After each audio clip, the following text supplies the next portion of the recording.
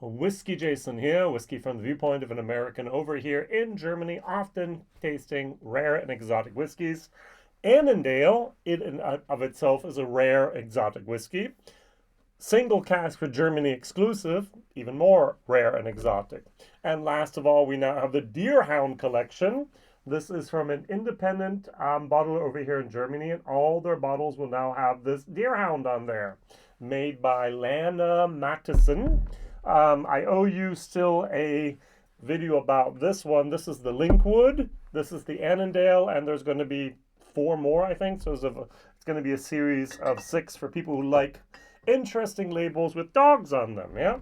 All right, so Whiskybase number 223540. And what we have here is a single cask. Annandale, we have the word of, okay, wait a second. I have to think about this for a second. We have the Man of Swords, which is their peated version, 45 ppm, and we have the Man of Words, ding, ding, ding, which is unpeated, which I like the best. Now, to be very honest, I have a cask at Annandale. I tried some of these Founders, they called Founder Selections, a good year ago, and I was so excited, so just taken aback by the quality that I got some people together. We did a cask share and I bought a cask. I have not been to Annandale yet. This summer I visited all my different casks in Ireland. Maybe next year I'm going to have the chance to get out of here for a couple of days and go visit some of my casks in Scotland. I don't have many casks in Scotland. I have Annandale and that's it. I have casks in Germany, but I don't have. I need to buy some more casks in Scotland. Who knows? All right, so this was distilled on the 19th of October 2017. So they started November 2014 distilling, and this was bottled on the 24th of October 2022, 5 years old. Now, on the label it says matured in a first fill, and they put quotation marks around Heaven Hill Bourbon Barrel. Now, more and more people in Germany, especially independent bottlers, are quoting or naming the casks that they use to mature their whiskeys in. And so we have in Germany something called the Westphalian, and they have done whiskeys in Macallan casks, I think it was. They've done it in Lefroy casks. They've done it in Altmore casks. And now I do remember the very first time Annandale brought a cask. They were in Buffalo Trace cask, because now we have a Heaven Hill cask. So cask number 1257, and this is total bottle 260. So if you do the math a little bit, you do find out there was an angel share of about 10% over those 5 years, so 2%. So it's not really that bad, and it's cask strength 58.6%. Now, this puppy over here is an original bottling from Annandale Distillery. This is the Man of Words, 2005 distilled and 2020 bottled. Whiskybase number 1771851 and cask number 537, 59.3%. Now, this bottle, amazingly, is still available in Germany. Over a year and a half later, 2 years later, sorry. It came out in December 2020. So 2 years later, we're now January 2023. This bottle went for 139 euros. Way, way, way too expensive. That's why it's still in some of the shops. This bottle now costs 79 euros. Is that still too expensive? Well, it's not a bargain. Let's say that. All right, so according to my nice little book here, I love my little book, my Malt Whiskey Yearbook 2023. We go over to the new distilleries in the back of the book, where Wolfburn's still in there. I don't know why. But we do see here Professor David Thompson and his wife, Teresa Church, obtained consent from the local council for the building of the new Annandale Distillery in Dumfries and Galloway in the southwest of Scotland. All right, very good. The old Annandale Distillery had been producing since 1836 and was owned by Johnny Walker from 1895 until it closed down in 1918. From 2024 up until 2007, the site was owned by the Robinson family, who were famous for their brand of porridge oats. David Thompson began the restoration of the site in June 2011, and with the two old sandstone warehouses being restored to function as a two-level dunnage warehouse. There's not much room in a two-level dunnage warehouse, to be honest, but that's just me. And the distillery was in a poor condition, and the mash house and the tun room were largely reconstructed, while the other buildings were refurbished substantially. A lot of money going in there, all right? And the old malting house, the old maltings have been turned into an excellent visitor center. Now, the distillery is equipped with a 2.3-ton semi-lauter mash, so 2.5-ton semi-lauter mash tun, T-U-N, not T-O-N, with a copper dome, and there are 3 wooden washbacks. I read that, I was like, oh, that's so cute, 3 washbacks. I mean, it talks about the size of this distillery. It's almost microscopic here, all right? And they do have a fermentation time of between 72 and 96 hours, with 1 wash still with 12,000 liters and 2 spirit stills with 4,000 liters. So that is very typical for Jim Swan and his influence there.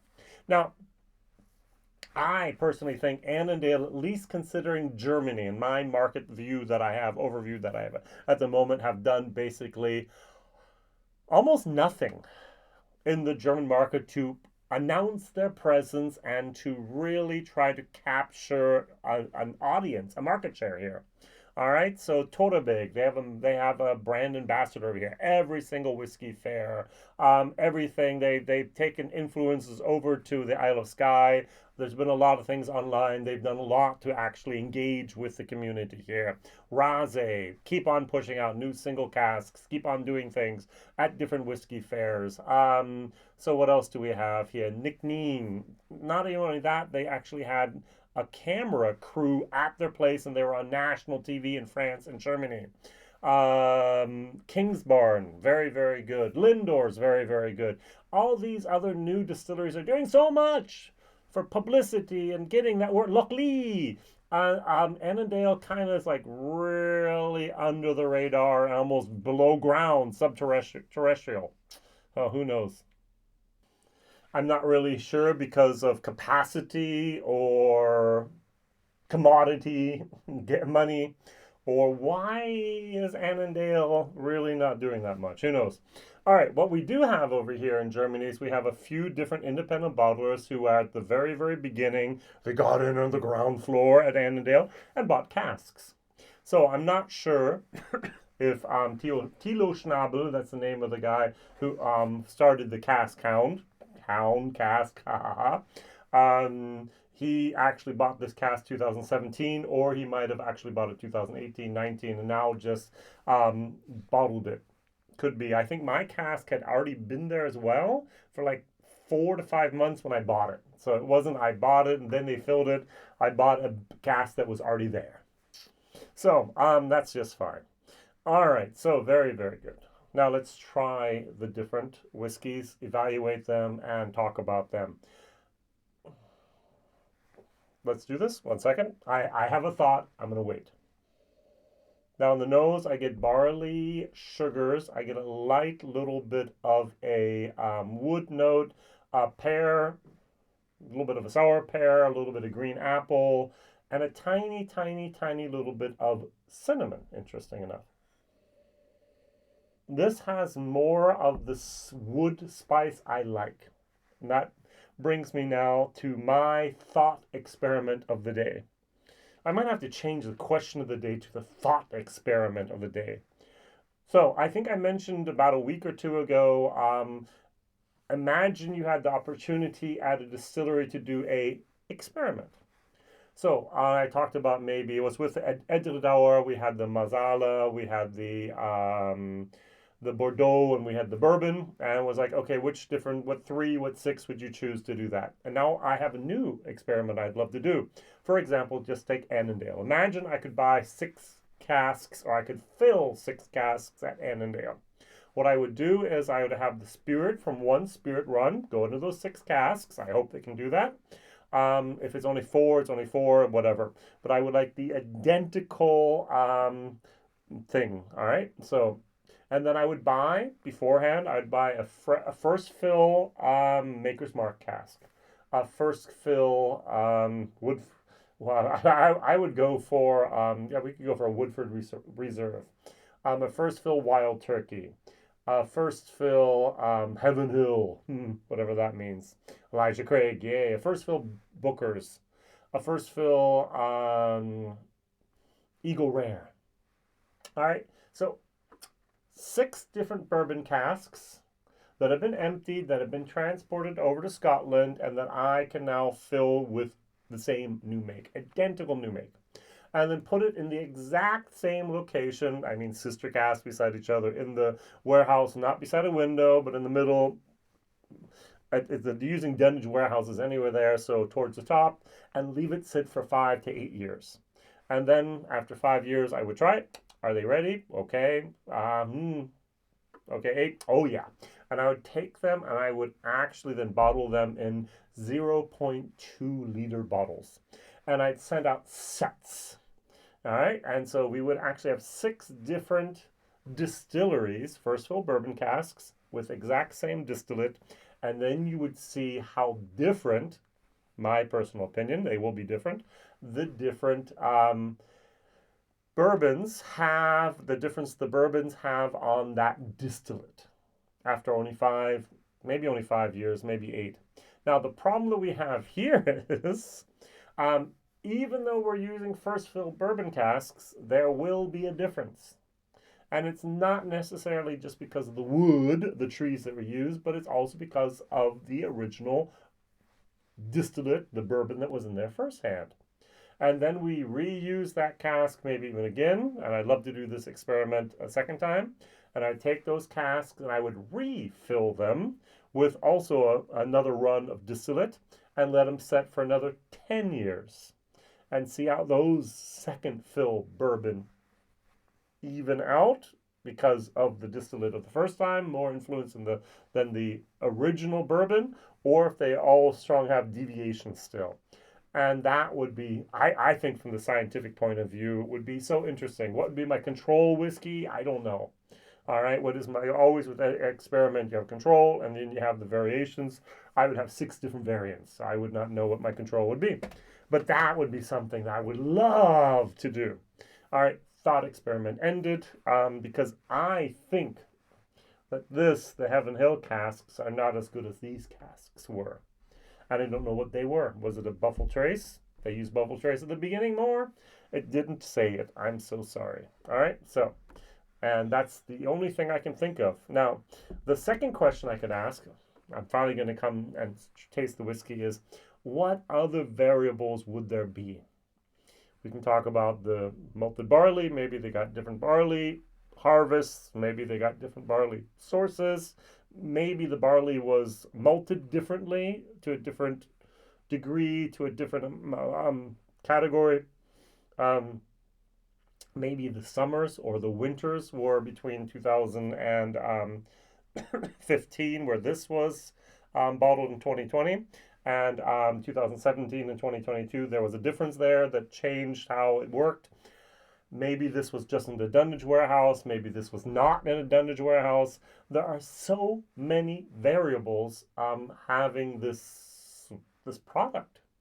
All right, so both of these first fill bourbon, both of these Annandale, both of these 5 years old, both of these cask strength, and yet they're entirely different. And yet they are different products. All right, so even in the nose, so much better, which is amazing. So this was, as I said, a founder selection. The founders went through there and went, okay, great barrel, okay barrel, great barrel, wonderful white barrel, ooh, that's mine, and so on. And it really is amazing how much difference there is in there. And I'm sure, and I think I've actually experienced this as well, if you put, for example, distillate in the same first fill bourbon barrels, let's say you have 100 first fill bourbon barrels from, let's just say, Heaven Hill, and you put those 100 barrels in there, you leave them set for 5, maybe even longer years, and you come back and you try the 100, there are going to be 5 to 10 that are outliers that just don't match that profile, even though same distillery, same distillate, same everything, and then whoops. How do I account for that in my thought experiment? Any great ideas out there? Cheers. Mm-hmm.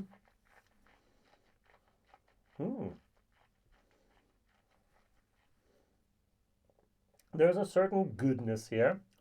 Is it 79 euros good? No. This is for me a C to C minus whiskey. There's heat. There's a little bit of vanilla in there. There's a little bit of wood spice. There's a lot of pepperiness going on there. It's still a very young distillate. I tasted the peated, and that was wow. And I tasted this one, and it was like wow. And I tasted this one, I was like, okay. I've had much worse at 5 years. I've had somewhat better at 5 years. And that's what that is. All right, so let's go over to the official tasting notes I could give you here. On the nose, there should be a malty sweetness and a little bit of cookie dough going on here. We'd have pears, we have a little bit of herbalness, we have a warm type of applesauce going on there with a little bit of cinnamon on there. And there might be a little bit of dried cloves on the nose, which I did not get. In the mouth, we're going to get a vanilla sweetness and a little bit of spice notes. And then we're going to have, instead of the apple sauce, we're going to have pear sauce. All right? And with a caramel added to that, followed by peppery notes and a little bit of creamy chocolate. Don't get the chocolate. And at the end, the finish is actually finished. The finish here in my mouth is really long. All right, slightly dry, yes, and there's a lot of spice going on there with just a touch of that dark chocolate, actually. As I said, C to C minus whiskey. Value for money is a C minus to D plus. Would I be willing to go buy another bottle of this? Definitely not. All right, I do think the label is cute, but I don't want to pay 79 euros for whiskey I'm not going to reach for. I'm not going to go grab and say, oh, that was great. A whiskey that costs 79 euros needs to grab my attention. I don't have to make it work for me. I don't have to make it work. It should work for me. All right, so going over here to that man of words, that was cask number here 537. I'm not sure if it's a German exclusive or not. It was a first fill bourbon.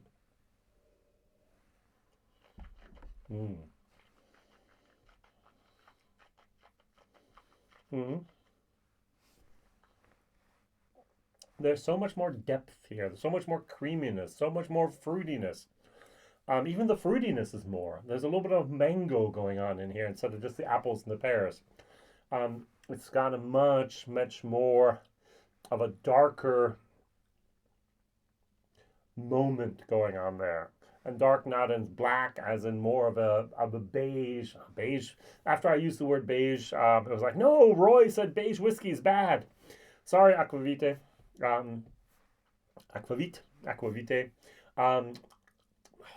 Is it 139 euros? No. Is this worth 79 euros? Almost.